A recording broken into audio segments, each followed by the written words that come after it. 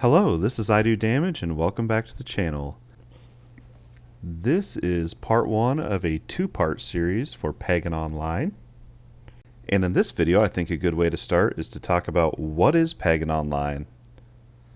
So let's go ahead and start. Pagan is a buy-to-play game for $19.99 USD. It's an isometric action RPG hack and slash game developed by Madhead Studio and published by Wargaming. Pagan has been in early access since April 17th of this year and will be fully releasing on August 27th. This game is very unique and interesting, and I'm here to tell you why. So since it's a game, let's talk about gameplay, right? This game, as of right now, has 8 characters, but when it fully releases on August 27th, it'll have a roster of 10 characters.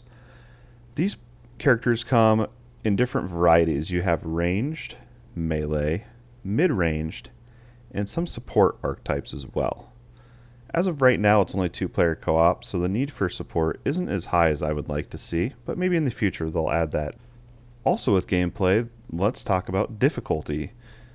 Pagan is meant to be a challenge, but not so hard that it's impossible. I've noticed in my time playing, I have almost 200 hours played, that the difficulty comes in waves throughout the campaign, and while you're pushing into the end game, it feels like they have gear checks at certain points throughout the game, and I think that that is in fact intended. So sometimes you're going to hit a part where it's just too hard and you just have to go back and farm for better gear. And I kind of like that. Also, while you're playing, you have to manage your potions. You don't have unlimited potions. You can't just pop your potion every cooldown. You have a limited amount in each mission.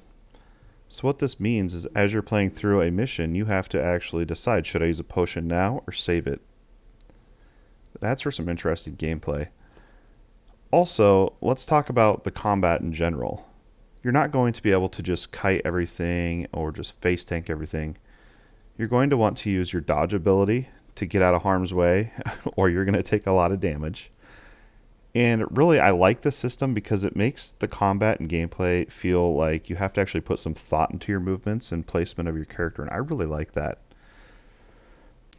Now let's talk about the world of Pagan Online and how you get around and maps. Pagan is a hub-based game. Your home base is Pantheon. And when you want to go out onto a mission, you'll go to the mission board and you'll pick one from a list and go out and do the mission. And that is how you pick your map for the entirety of the game. So when you actually load into a map, you're going to notice that there's different nodes that you can see in the video here, and each node is a battle. So when you enter that room's closed off and you have to kill everything in that room before you can progress to the next part of the map.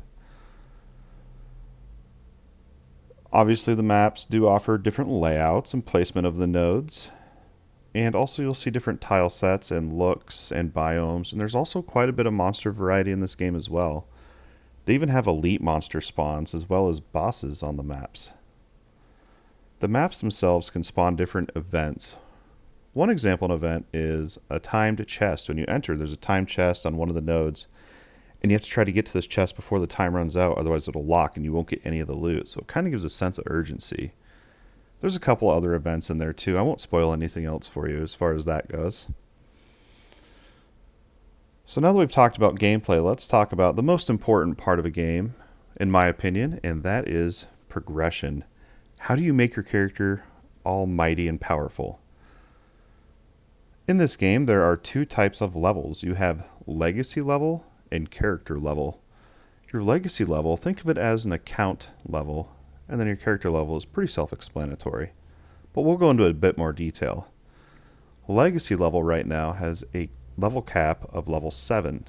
I'm thinking the legacy level might go up to level 8 when they add more characters.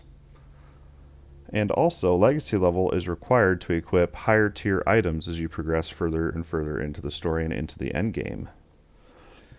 For the character level, each character has a level cap of 30, and each time you gain 1 level, you'll get 1 potency point to spend into the ability tree. And we'll talk about the ability tree here in a minute.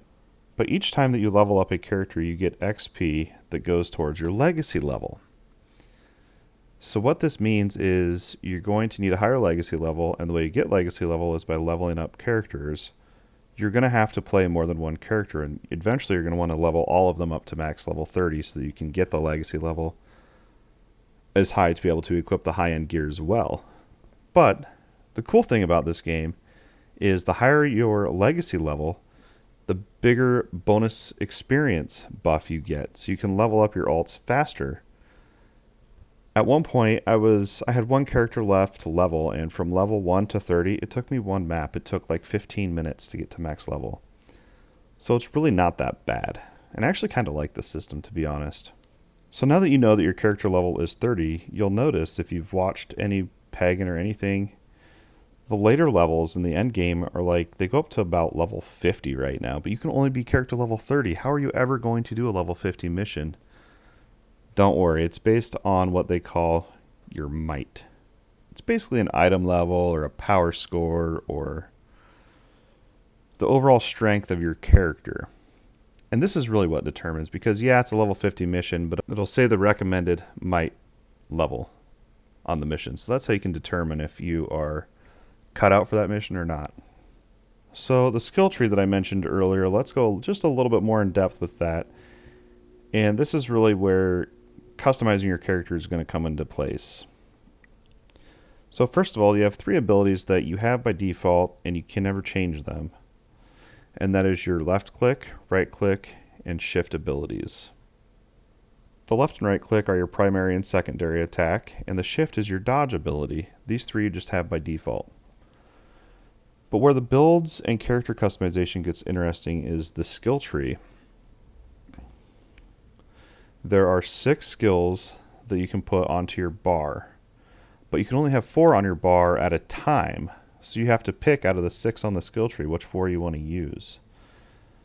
And the skill tree is pretty in-depth. Maybe someday I'll make some build guide videos and we'll get more into detail in the ability trees.